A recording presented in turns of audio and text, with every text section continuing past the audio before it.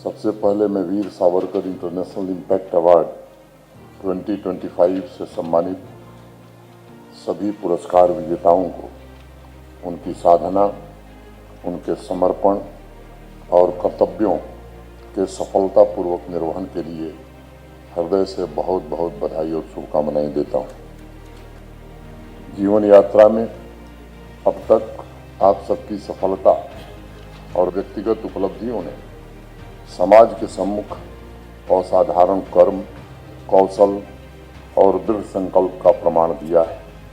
आगे भी करोड़ों देशवासियों के लिए तथा मानवता की सेवा में जुटे सर्व समाज के लिए आप प्रेरणा स्रोत बने रहें तथा स्वधर्म का पालन करते हुए आगे बढ़ते जाएं, ये मेरी कामना है। HRDS इंडिया इसी कर्तव्य भाव से देश के अलग अलग हिस्सों के साथ जम्मू कश्मीर में भी ऑपरेशन सिंदूर के बाद आई आपदा तथा हाल ही में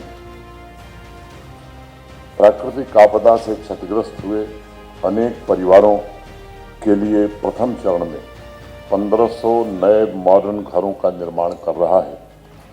हमारे प्राचीन नैतिक मूल्यों पर आधारित इस सेवा भावना से लाखों जीवन रूपांतरित होंगे और उन्हें सामाजिक सुरक्षा प्राप्त होगी। स्वातंत्र्य वीर विनायक दामोदर सावरकर कहते थे कि शांतिपूर्वक तैयारी करो लेकिन साहसपूर्वक क्रियान्वयन करो। यह संकट के समय हमारा मंत्र होना चाहिए। मुझे स्वामी जी ने बताया कि Veer Savarkar international impact award के माध्यम से उनका प्रयत्न है कि उन महान व्यक्तित्वों को हमारी सामूहिक चेतना में पुनर्स्थापित किया जाए जिन्होंने इस राष्ट्र के लिए और समाज के लिए अपना सर्वस्व न्यौछावर किया है। लेकिन दुर्भाग्य यह है इतिहास के पन्नों में अनेक ऐसे महापुरुषों को उचित स्थान नहीं मिल सका। वीर सावरकर उन्हीं व्यक्तित्वों में से एक थे। उनके जैसा क्रांतिकारी, दूरदर्शी विचारक, रणनीतिक और बौद्धिक कौशल वाला, तेज व्यक्तित्व और अद्वितीय प्रतिभा वाला स्वतंत्रता सेनानी दूसरा नहीं हुआ। भारतवर्ष के स्वतंत्रता संग्राम और स्वतंत्र भारत के निर्माण में उनके योगदान को शब्दों में बयां करना या समेटना असंभव सा है, लेकिन इतिहास में दुर्भाग्य से उन्हें वह जगह नहीं मिली जिसके वो हकदार हुआ करते थे। सावरकर कभी हिम्मत हारने वाले व्यक्तित्व नहीं थे। उनके भीतर तो फौलादी दृढ़ता थी। उनके व्यक्तित्व में अनोखी अडिगता थी।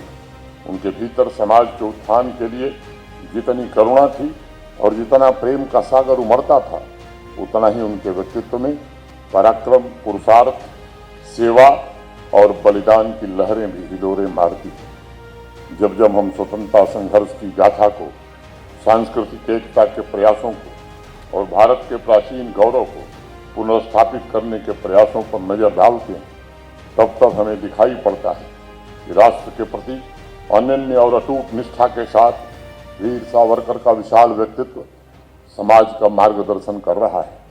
सावरकर भारत की सफलता, भारत की शक्ति, भारत की समृद्धि, भारत के संकल्प, भारत के समर्पण, भारत की संवेदनशीलता, भारत की सहजता, भारत की साधना, भारत की संस्कृति और भारत के सपनों के प्रतीक हैं। इस स्वतंत्रता संग्राम में 2 आजीवन कारावास की सजा पाने वाले वीर सावरकर पहले भारतीय थे। अंडमान द्वीप समूह की कुख्यात सेलुलर जेल में काला पानी की सजा के दौरान सावरकर की सहनशक्ति की कई परीक्षाएं हुई, जिसका जिक्र उन्होंने मराठी में लिखी अपनी आत्मकथा माझी जन्म ठे में किया है।